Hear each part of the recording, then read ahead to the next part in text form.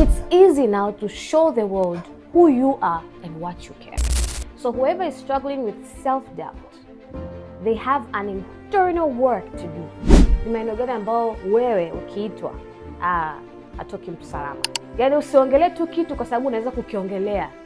Be that message. Live that message.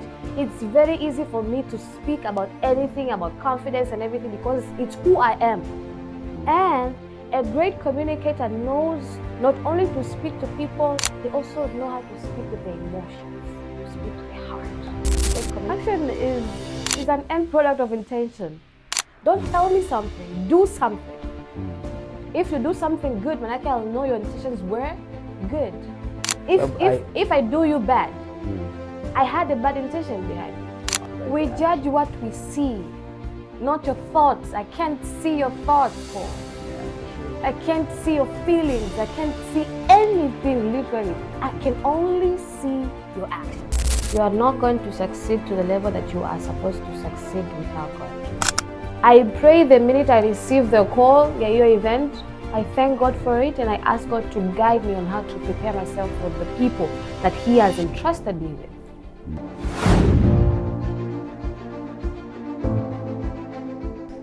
Hello Faju.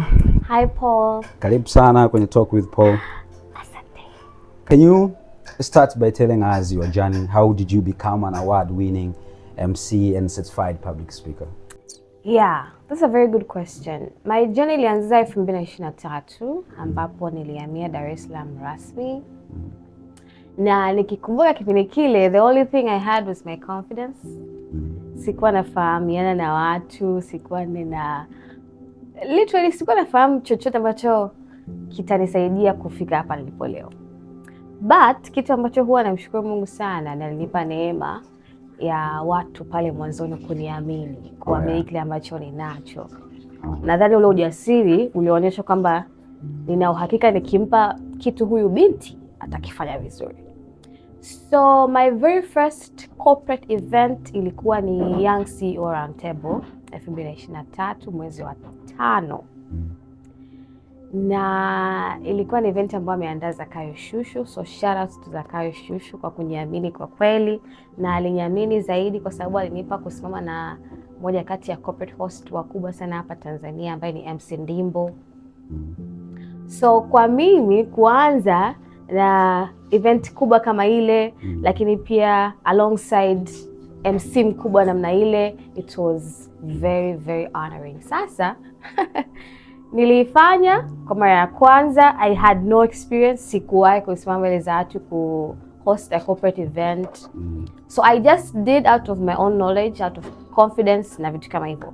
Baada ya hapo MC Ndimbo was very gracious, akanipongeza, lakini pia akanielezea sasa vitu vinavyohitajika kwenye corporate hosting. So from there, I officially started my journey as a corporate host. That's nice. So yeah. Was there a specific moment where you discovered that speaking and hosting was your true calling? Since when I was young, kuongea ilikuwa ni kitu kirahisi sana. Na kuna ile wanasema, what is it that is play to you but hard to some people? To me, speaking is play. Nikimaanisha it comes easy to me. Ninaweza kuongea wakati wote kuhusiana na chochote. Ilikuwepo hivyo tangu zamani, lakini from 2023 ndo ikaanza kuwa ni kitu ambacho kumbe this is my thing, this is a talent, this is something I'm born with. Na ni kitu ambacho naweza nikakitilia mkazo, nikatilia maanani, nikasharpen my skills, kwa sababu unaweza kuwa na talent lakini sikupeleke mahali. Having talent is not enough. You also need skills, you also need the right knowledge. So baada ya kufahamu kwamba okay, this is something that I have, it's a talent, nikaamua sasa kuanza hiyo journey rasmi. That's why I started attending events, learning, reading, and all that. So yeah.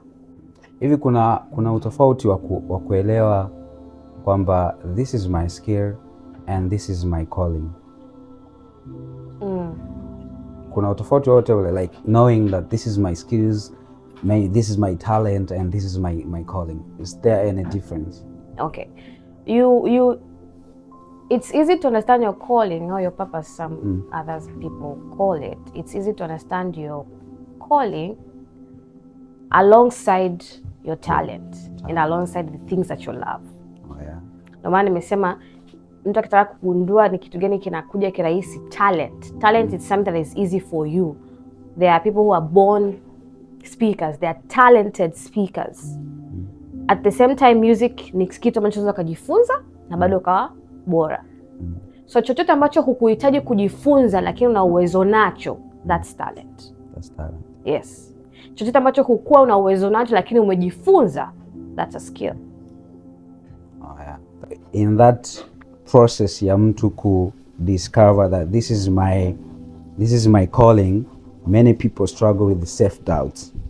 How can someone begin to grow their confidence, especially when you're speaking in front of others? I love that question.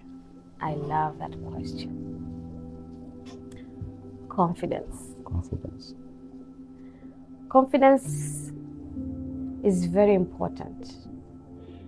Na sio tu kwa watu ambao wanatamani kuongea vizuri kwenye hadhira. In everything literally. Now umeniuliza vizuri kwamba self-doubt and confidence. Confidence and self-doubt haviwezi kukaa sehemu moja. Haviwezi kukaa sehemu moja. Ili uwe na confidence, you have to overcome self-doubt. Kwa sababu, let me tell you something, Paul. Confidence inaanzia ndani. You can't tell me you're confident outside kabla ya kuanzia ndani. Of course kuna zile scenarios ambazo mtu anahitaji kufake kwa nje kwamba they are confident, but real confidence start from inside. Na ndo hapo self doubt inaondoka, kwa sababu lazima ujiamini kwanza kabla wengine hawajakuamini. Lazima uamini kile ambacho unacho kwanza kabla hujashirikisha ulimwengu na wao wakuamini. So confidence is a mindset. It is a mindset. For sure. Huwezi ukafanya kitu ambacho ukiamini. Yaani nataka tubaki hapo kwanza kwenye mindset, kwa sababu everything else comes down to mindset. Ukishaamini kwanza kila ulichokibeba, ukishaamini ujumbe ambao unatamani watu wengine waupate, ukishaamini matokeo ya ujumbe wako kwa wengine, ukishaamini uwezo wako binafsi wa kuongea anything, it's easy now to show the world who you are and what you carry.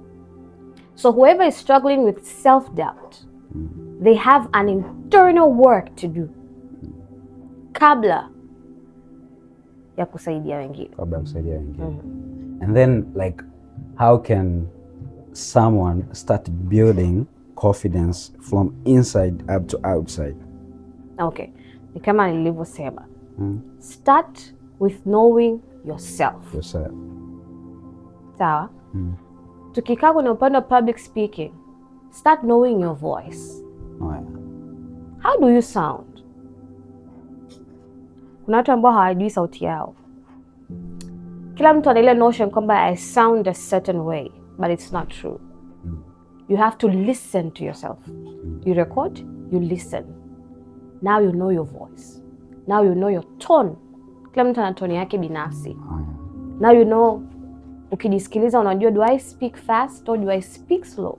If I speak fast, what should I do? Niongee taratibu. Lakini baada ya kufahamu your voice, your strengths, your skills, your abilities, ni maeneo gani ambao wewe ukiitwa hatoki mtu salama? Ni maeneo gani? Do the internal work, si ndio? Baada ya kujiuliza maswali yote hayo na kujua hayo yote, sasa now you decide, nimeshajua eneo ambalo ni mimi ni bora, natamani watu wengine pia wawe bora kwenye hilo eneo, ninaamini hicho ambacho nataka kuwafundisha wengine. Do you believe it? Exactly. Do you believe in what you want others to believe in? Baada ya hapo sasa, now you start preparing yourself. Prepare yourself. Yani confidence and preparation go hand in hand. Yoyote ambaye hajajiandaa vizuri hatofanya vizuri. Lakini pia kitu cha msingi, kabla hujawaaminisha wengine message yako, Be your message. Don't just speak of your message. I got you. You get? Yani usiongelee tu kitu kwa sababu unaweza kukiongelea. Be that message. Live that message. It's very easy for me to speak about anything, about confidence and everything, because it's who I am. So ukishavaa uhusika, ukajiandaa vizuri, hivyo vingine ni vya kuongezea hizo skills, people skills and all of that, vinakuja baada ya kufanya the internal work and preparation. That's nice. So you often talk about living with purpose. Does discovering one's purpose change the way they communicate and they present themselves? Absolutely. Absolutely. Kwa sababu if you know yourself and you know your message, the way you carry yourself changes. Now you start moving like someone who actually knows who they are. It's different. Unakuwa huna mashaka, unakuwa huna wasiwasi, na ni rahisi sana mtu kuassociate na wewe hata kabla hujafungua mdomo, because you know you are something. Yes. So kufahamu purpose yako, kufahamu kusudi lako ni jambo la msingi sana, na ikiwezekana mtu akalitambua mapema, itamsaidia huko anakoelekea. Of course, purpose is wide, it grows, it expands. That's very good. But to make sure you're on a path, or let's say on a right path, your path. Kila mtu ana path yake binafsi. Make sure you are on your path.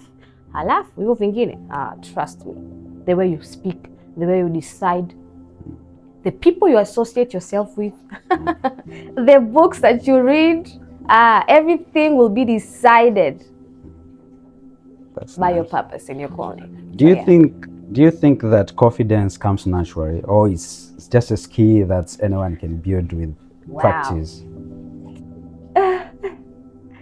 Well, I personally think it's both. I think it's both.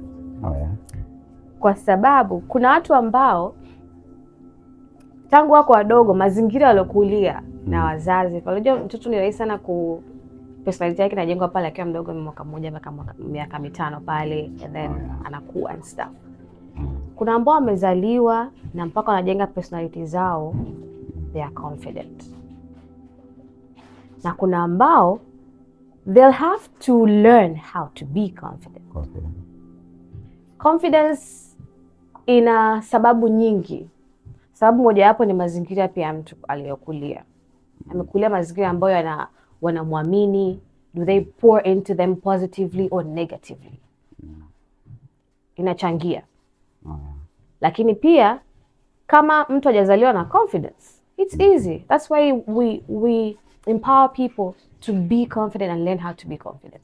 So I believe it's two things. You can either be naturally confident, or you can learn how to be confident. At the end of the day, none of that matters. What matters is you are confident. That's nice. And what separates a good speaker from a powerful communicator? Umesema vizuri, a speaker and a communicator. A speaker is someone ambaye anayo message, lakini hajajifunza namna ya kuiwasilisha message. That's where a great communicator comes in. You have to know how to communicate to people. Not only to speak to them. Yes, your audience. You're right.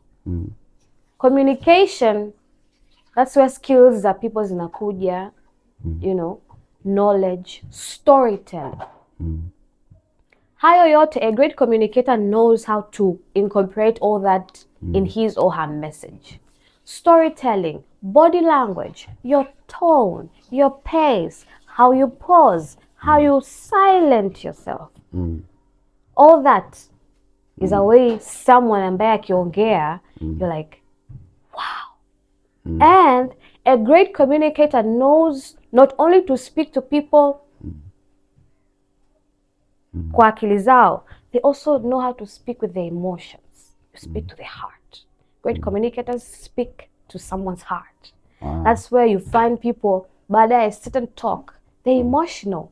Mwingine anatoa machozi, oh my God, thank you. Or some people just find themselves clapping. Wow. You have not only communicated to their minds, you've communicated to their hearts. That's the difference between a speaker and a great communicator. And I would want people to learn the difference and strive to be a great communicator. It's easy to be impactful if you are a great communicator. And a great communicator doesn't have to be on stage. Watu 100, watu 1000. Not necessarily. Even with one person. They can clearly communicate with one person and be impactful with them. So yeah, I would say that's the difference. That's wonderful. I want to ask you something. Do you judge people who are around you basing on their actions or their intention? Kwa kweli action. Action. Why? Action is an end product of intention. End product of intention. Yeah. Okay. Ni matendo, yani hapo hakuna negotiation or compromisation. Don't tell me something, do something. If you do something good, manake I'll know your intentions were good. Even though sometimes so rahisi mtu anaweza ka fake actions ili udhani kwamba intentions zake ni nzuri, lakini always look for action. It's action all the way. Naipenda hiyo kwamba action is the end product of intention. Exactly. Yeah. If I do you bad, I had a bad intention behind me. Oh, yeah. If I had a bad intention and nikafanya vitu vizuri kwako, utakuja kugundua baadaye. Can we agree that sometimes it's good to judge people by their intentions, not their actions? Sometimes. Because sometimes it happens that someone can do something to you, but that's not the intended meaning. But that's what I want you to see that for me. No. If you thought to do good, do good. Hakuna kwamba unifanyie vibaya, halafu I'm very sorry, but I had good intentions with you. No, you had bad intentions. Hakuna negotiation. If you have good intentions, do good. Simple. Okay, let's take this scenario. Let's be in the position maybe to say a relationship. Maybe you want me to say something to you, but basing on the intention that I have, I'm not going to say that something for you.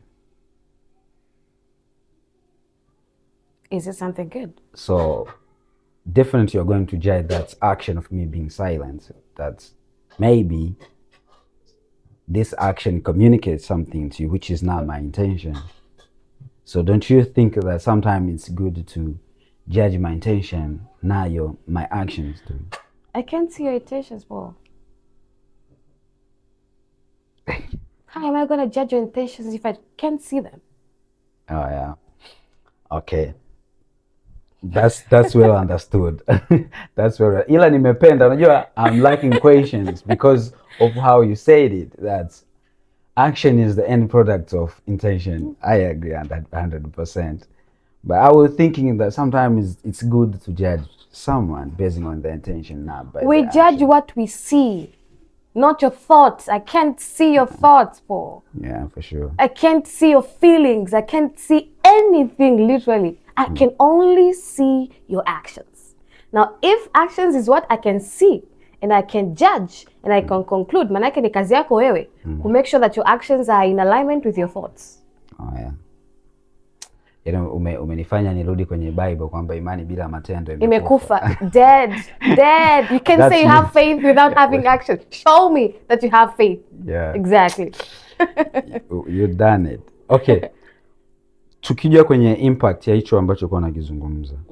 You have inspired so many through your hosting. I know. Even me, you inspire me. And even sometimes I go through your page. I can see how people commenting on your posts. So You have inspiring so many through your hosting and speaking. So can you share with us someone whose life was transformed from working with you or hearing you speaking? I remember kuna event ilialikwa ya public speaking, walitamani nifundishe kuhusiana na namna ya kuwa public speaker mzuri, how to overcome fear, how to gain confidence and all that. Na pale mwanzoni nilianza kwa kuuliza nani ameshawahi kuongea in public. Na this person anaitwa Kelvin, this guy akanyosha mkono akasema I can't speak in public. And I got curious. I said, kwa sababu alisema very straight to my face. And I'm actually there doing what he can't and doesn't want to do. So I asked, why? Akasema, I just find it hard. As simple as that. I just find it hard. Find it hard. Why do you find it hard? I have no reason. It's just hard. Okay, I said, okay, that's very fine. Then the good thing is, leo utaenda kujifunza au kujua kwamba public speaking is not as hard as you think. So nikawa na ile topic, nikawaelezea about the fear of public speaking. Why do we have the fear of public speaking in the first place? Na nikawaelezea how now to overcome your fear of public speaking, glossophobia, how now you can gain confidence and all of that. So nikamaliza. Baada ya ile event, baada ya my session kuisha, baada ya akaja akanikimbilia akasema, dada Faithbeth, thank you. Kaambia, for what, Kelvin? Akaniambia, well, you know, I've always thought public speaking is hard. Kwa sababu nilikuwa nadhani it takes a lot to stand in front of people. Lakini now I know it was just in my head. And vitu ambavyo umetufundisha, I am very sure nikifanyia kazi, I'll be different. Na mimi napenda uongozi, lakini nimekuwa sitaki kuongoza kwa sababu it involves me being in public. So from there nikachukua namba zake za simu nikaanza kumfuatilia. Trust me. Tunapoongea hivi, he's a very good leader. He owns his own company, amefungua NGO yake. He's amazing. So au ni moja kati ya watu ambao kwa kweli nikiwafikiria, nikikumbuka, I am proud of them. And I thank God for that. That's nice. Yeah. You know, hivi unajua mtu tukiwa tunazungumza public speaking, for me I think watu wana overthink. Like just how I used to. Kwamba public speaking, kwa sababu mtu kanaambia public speaking, yeye anawaza kwamba okay, labda ni kwenda kwenye umati wa watu, sio nani na nini. Labda utufafanulie kidogo. Hauoni kama public speaking it begins in the low level, like how you talk with your friends, how you talk with your family, anyone? Yani Paul, I thank you for saying that, kwa sababu ni kitu ambacho mimi huwa pia nasisitiza. Ni kweli, ukisikia public, you think ni umati. You think it's 100,000 of people in the same room watching and listening to you. Kuna hizo level. Lakini ukweli ni kwamba public speaking inaanza nyumbani, with your family. Kuna mtu mmoja aliniambia, mimi sina ujasiri hata nyumbani, tukiwa tuna conversations za nyumbani, sisi nikatoa idea yangu au kushare idea yangu. And I was like, this is serious. Now why do people fail to speak on big stages kama hizo ambazo watu wanaziwaza? Ni kwa sababu hawaanzi kila siku. Watu wengi ukiwaambia about public speaking au ukiwaambia you're about to give a speech, the first thing they think of ni watu wengi. But imagine kama ungekuwa unachukulia public speaking or speaking in general kama ni kitu cha kila siku, kama ni kitu ambacho unatakiwa ukimaster au ukifanya vizuri kila siku, ukiwa na watu wawili, watu 5, watu 10. Kama unaweza kuongea na watu 10 vizuri na wakakuelewa na wakachukua hatua, ni rahisi sana itakapokuja kufika sehemu ambayo unahitaji kupresent kwa watu 100 au 1000. Ikawa ni rahisi. The pressure ambayo ataisikia mtu ambaye hajawahi kuongea kabisa nao anahitajika kuongea ni tofauti na mtu ambaye amekuwa akiongea every single day, building up. Ni tofauti. So, public speaking, whether you're speaking to 1 or 2 people, you're a public speaker. Let that be clear. That's nice. I'm speaking to you, Paul, right? Yeah. I am a public speaker. Yeah. It is my job as a speaker to speak to you well and make sure unanielewa and make sure that lengo la mimi kuongea kwangu linafikiwa.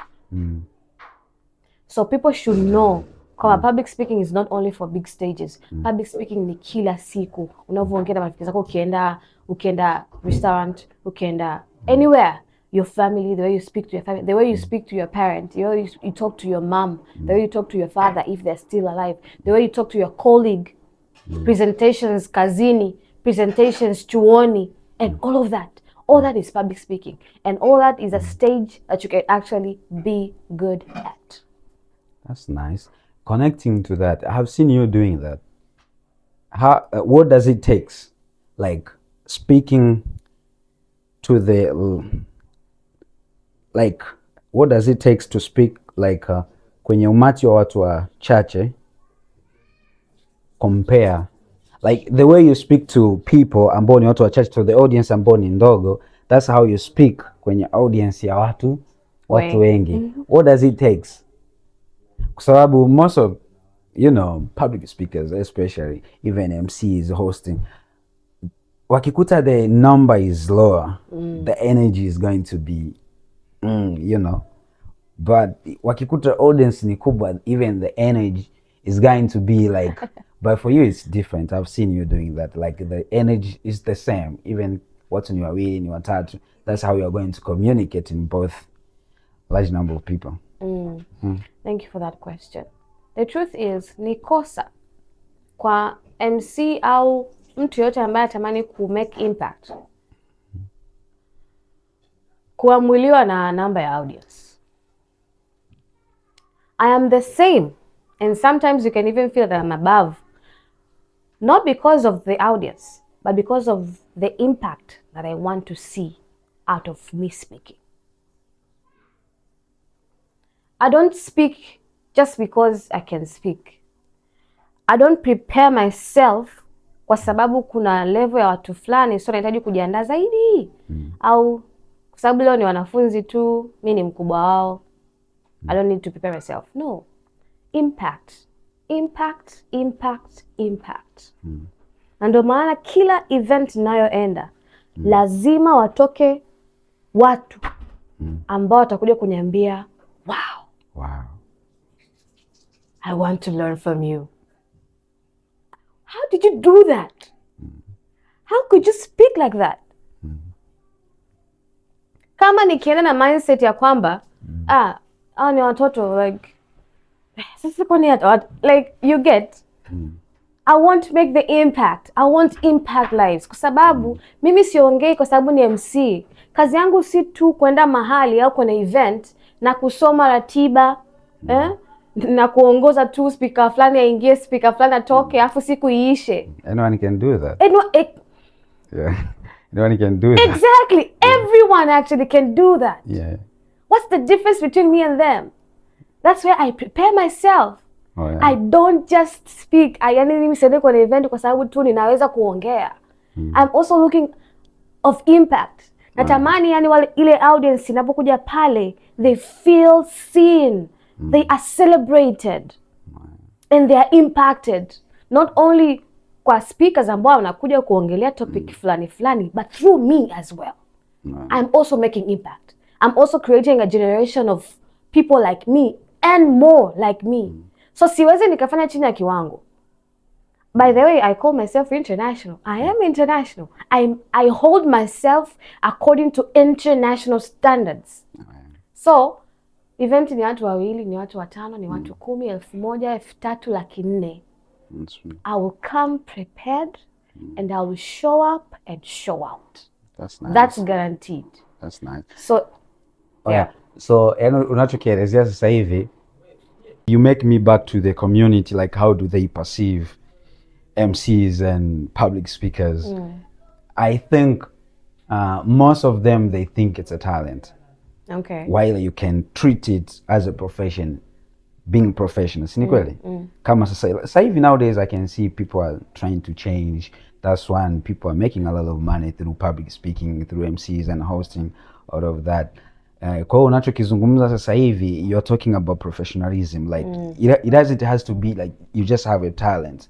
Just have some knowledge, go deeper, so that we can see the difference with the talent and the professionalism of what you are doing. I totally agree. Thank you so much. So who are some of voices or leaders that inspires you on their own styles of communication? I'll mention a few. Oh yeah. One is my mentor, Joel Nanauka. Nimemsikiza Joel Nanauka tangu niko mdogo, na hata nilipofika kipindi ambacho I now I'm serious in public speaking, he was the very first person ambaye I needed to learn from. Joel Nanauka has a way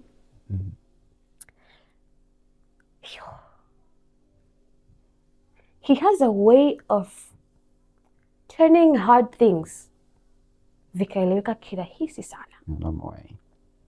Joel Nanauka has mastered the art of storytelling.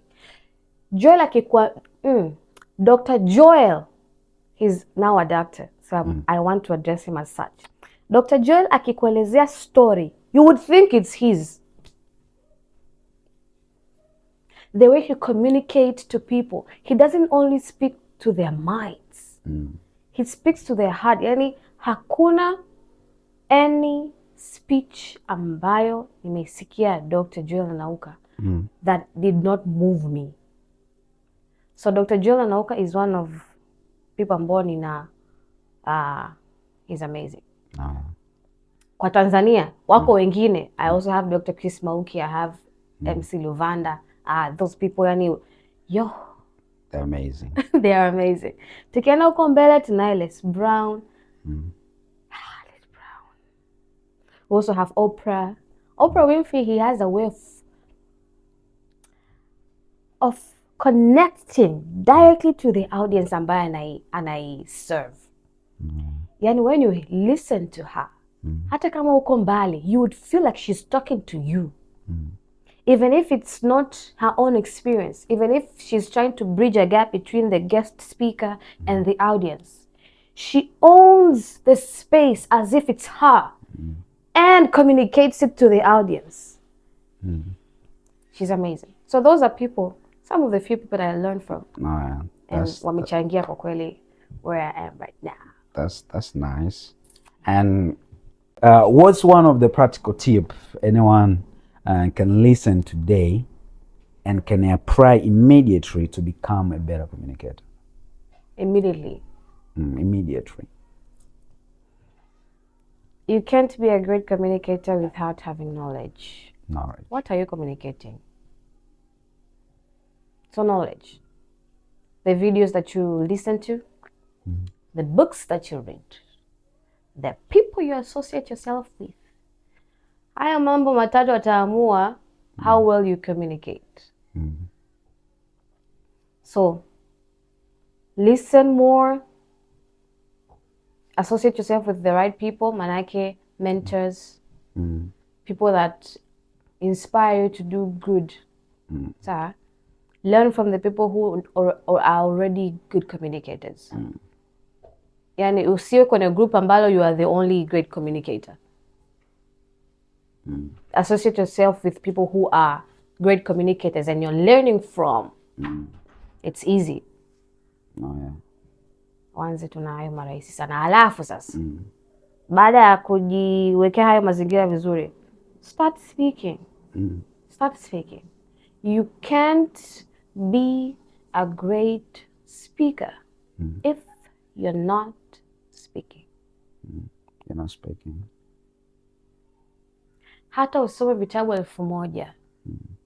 You listen to thousands of videos. If you're not speaking, you're not a speaker. If you're not speaking, you can't be a great speaker. Yani it goes kwenye maeneo mengine pia. If you want to learn how to swim, ukijifunza na ukasoma vitabu vya kuogelea, tips and tricks and hacks and everything, and you don't swim, the minute you swim, yani the minute unaingia tu kwenye maji unazama. Vizuri sana. Why? Because you have to learn how to speak and speak. Learn how to communicate and communicate. Learn something, do something. The easiest way to master a skill is learn and doing. Easy. Don't just learn afu subiri umalize. Ndo kisha kamilisha sasa sasa now I am complete. Now nimemaliza, nianze kuongea. It doesn't work that way. Start learning about speaking and speaking. Now, how do you find ways of speaking? Start speaking where you are. With your friends.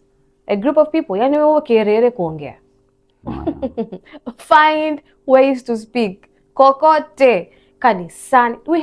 Unajua tumezungukwa na vitu vingi sana na maeneo mengi sana ambayo tunatakiwa tuongee. Ila hatuyachukulii kama ni maeneo ambayo yanaweza kututrain sisi na kutupa experience ya kuongea. Kanisani, vikundi, mko na wenzako weekend. Speak. Speak something. You know, wewe ni mwanafunzi chuoni, kuwa kielele kufanya presentation. Anza, kama ni presentation ya group, presentation binafsi, anza kuongea. Hold. Kama una kitu kizuri ambacho utamani watu wengine wajifunze kwacho, find a group of people who want to learn that thing that you know. Ongea nao. Kwa sababu let me tell you something, Paul.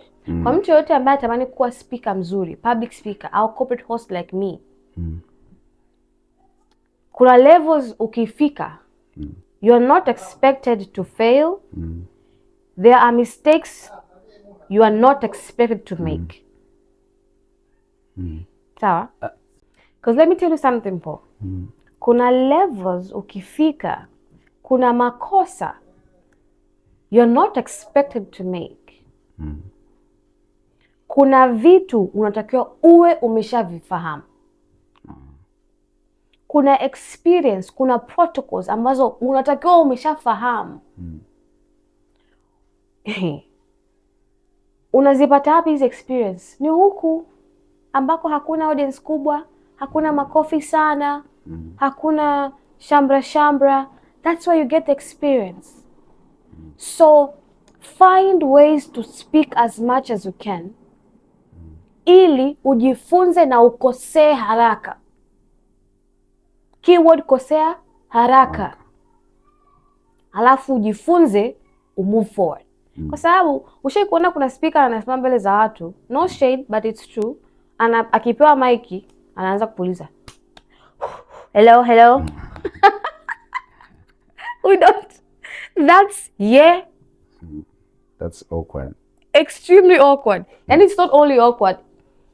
Let me not put a word there. Lakini, that's unexpected. Especially if you are standing on a stage full of CEOs and billionaires. Yeah, we don't expect you to do that. There's a way of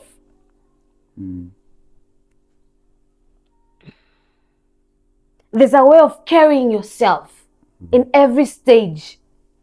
Now, we don't expect you to carry yourself as if unaongea na watoto wadogo while unaongea na watu wazima. Hiyo gap hapo utakuwa umeshaivuka siku nyingi sana. Maneno, the way you address people. Nao ni shule tutosha. We don't expect to address people badly kwenye stage kubwa, wakati utakuwa umesha address huku chini. Ushajifunza hayo yote. Ushajifunza protocol. Ushajifunza how certain people are addressed, how certain people how certain people are questioned, how certain people are so hayo yote yanakuwa solved mapema. Do the necessary work mapema. You aspire to be big, start where you are. Kuna level ukifika huko kwa hiyo big, kuna vitu utakuwa umeshavifanya siku nyingi sana umeshasahau. Kwa sababu kuna makosa ukiyafanya kule, there's no turning back. That's right. There's no turning back, na utajaribia wewe, jina lako na kazi yako, and no one will trust you again. So fail now, learn now, and grow now. Ili ukifika huko, it's a piece of cake. That's nice. Yeah. That's nice. You just took all the words. Just took all the words. Natamani inapofikia hapa mwishoni, since you are a believer and I'm a believer, because I believe most of people, when they're telling their stories, they will tell all the tactics and things that you have to do. You have to do to become someone. But for me, I don't believe kwamba those are the only things that can be the person that you want to become. I agree. So as a believer, I believe the presence of Jesus of what we supposed to be. So I just want to know you as a believer. I know you believe in Jesus and I do. You are born again. I am. I want you to speak the presence of God for what you have become now in general. Now when we speak of God, haya yote niliyosema kwanza tumeanza hii video. As much as they work after. They come second. God comes first. So if, in case mtu hata uchukua chochote kati nilivyovisema huko mbele, achukue hichi, you are not going to succeed to the level that you are supposed to succeed without God. Definitely. Period. I am where I am because of God. I pray, and every time, any killer event ninayo host, I must pray. I pray the minute I receive the call, your event, I thank God for it, and I ask God to guide me on how to prepare myself for the people that He has entrusted me with. Few minutes before the event, I pray. Kuna huu mstari ambao naupenda sana, nasema I can do all things through Christ who strengthens me. Through Christ, not through my knowledge, not through my preparation. As confident as I am, I depend on God. Yaani hiyo ni iwepo ni leo, jana, kesho na milele. Haitoka ifike sehemu ambayo mimi Faithbeth ninajiamini kiasi kwamba naona kama simhitaji Mungu. Uwezekani. So Paul, as you've said, God is the foundation of everything. Now, when God is the foundation, it's easy everything else that comes after God to stand. It's very easy if God is first. Ndo hata pale Apostle Joshua Selman said, in the beginning, Mwanzo 1:1, in the beginning, God. So in your career, in the beginning, God first. In my career, in everything that I do, not only public speaking, I also have other things that I do. Yeah. Every time, everything, every situation, God comes first. Period. Yaani kija kwenye swala la Mungu hakuna negotiation. Hakuna negotiation. Na ikitokea nimepata event and God tells me not to go, trust me, I'm not going. That's nice. That's nice. Thank you so much, Faju. You know, I want people to know that this is not a religion thing, but most of people huaga tunasahau kwamba in the end, the one who created us, he's the one who can make everything that we want become. Because I've been listening to many people, even most people who are already successful, the only thing they only mention is God. Like they can tell you everything that makes them to be who they are, but in the end they tell you that God, Jesus, is the one who made this possible. So thank you so much kwa ambacho umeki explain hapo. Before you embrace opportunity, create your own opportunity. I repeat, before you embrace an opportunity, create your own opportunity. Before you enter to the doors, create your own door. Don't wait for opportunities, create them. That's nice. So, So ikitokea umepata opportunity ya kuhost au ya kuongea, grab the opportunity and make sure you don't disappoint yourself and the people ambao wamekuamini kwenye hiyo opportunity. Kabla opportunity haijaja, create your own opportunity. Manake speak, show the world what you can do. Create your own opportunity. That's the whole concept. Lakini pia it goes back to believing in yourself, believing in what you can do, believing in the message that you have. And then hivi vya huku nje vita align themselves with you. Start where you are. Anzia ulipo. Mara nyingi au vitu vingi vinakuja baada ya wewe kuchukua hatua. I am where I am today because I took a step and I went to the right people, nikaongea nao and I told them what I do. They believed in me, then I started doing. Don't wish to be a great public speaker. Don't wish to be a great corporate host and you're not doing anything about it. It doesn't work that way. Usiseme sijaona events za kuhosti, sijaona opportunity ya kuongea. Create that opportunity yourself. Speak. Audience ya kwanza ni mtandao. How are you using your social media? Speak to them. Uzuri social media siku hizi, it's not only about followers. Kuna watu wengi wanaokuangalia na wengine hata hawakufollow. So how are you serving those people ambao wanaweza kufollow but they're watching you? So create an opportunity for yourself. Kama hujaitwa mahali, nenda, network, jionyeshe, jisemee. Kujisemea. Tunaishi kwa ulimwengu ambao usipojisemea, trust me. Hakuna atakaye kusemea. Yaani hichi ndio kile kipindi ambacho tulivyokuwa tunaambiwa kwamba kizuri chajiuza, kibaya chajitembeza. Kwa kweli siku hizi vizuri na vibaya vyote tunajitembeza. For sure. Kama na kitu kizuri kisemee.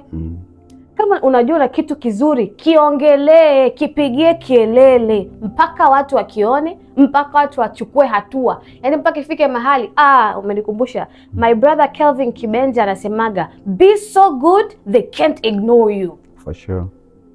That's nice. Like whether you take it or not, the only choice you have is to pick me. To pick me. Exactly. Because I'm too good. Exactly. So unafikaje hapo? Jisemee pia. Yes, wapo ambao watakuongelea as you go hapa na pale, but wewe uwe mtu wa kwanza ambaye ajiongelea zaidi. Jiamini na jiongelee zaidi. Jiamini zaidi, jionyeshe zaidi. Visibility is key. So be so good. Do you have any upcoming projects or event that you are so more excited about it? Of course I do. I do. Which one? I do. Or it's a secret? Of course. I'm not going to spoil it. Come on. Stay tuned. So finally, where can people connect with you, learn from you, or even a book that you host, or your social medias, like whatever, like people, if they want to find you, where are they going to find you? Well, the first place that they can easily find me, na nadhani sema ambao kila mtu anaweza kuaccess, ni Instagram as Faithbeth_Mkenda. You can also find me on LinkedIn, Faithbeth Mkenda. You can also find me on TikTok as Faithbeth, and every other area. We are also expanding YouTube and other platforms, but so far hayo maeneo matatu au hizo platform, social media platforms tatu. That's nice. That's where I am. Thank you so much, Faju. Appreciate you being here. Thank you. It was amazing talking to you. It was amazing talking to you, Paul. You know, Thank you. na madini mengi sana mpaka unaniogopesha. Usiogope. You've asked very smart questions and I love them. Thank you so much. Thank you so much. Until next time. Bye.